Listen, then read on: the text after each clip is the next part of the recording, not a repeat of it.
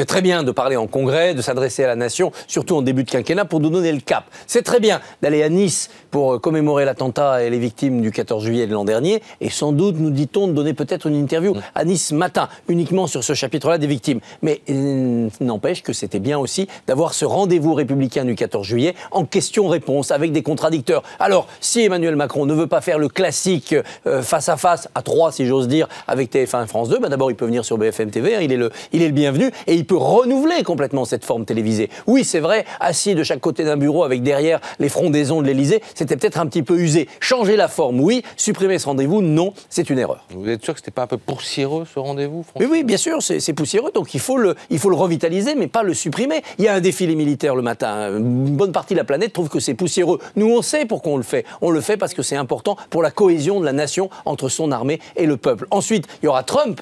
On aurait pu imaginer une conférence de presse des deux hommes avec des questions-réponses sur l'environnement, sur l'état de la planète. Et puis enfin, il pourrait rencontrer des Français ce jour-là aussi, Emmanuel Macron. Il y avait la Garden Party dans le temps. Beaucoup de Français y étaient invités. Supprimés pour des raisons budgétaires, très bien, mais Macron pourrait recevoir des Français, notamment des Français en difficulté. Il ne faut pas oublier que le 14 juillet, on ne commémore pas la prise de la Bastille de 1789. On commémore la fête de la Fédération du 14 juillet 1790, c'est-à-dire ce qui avait fait vraiment corps pour la nation française, la nouvelle nation française qui se libérait de l'Ancien Régime.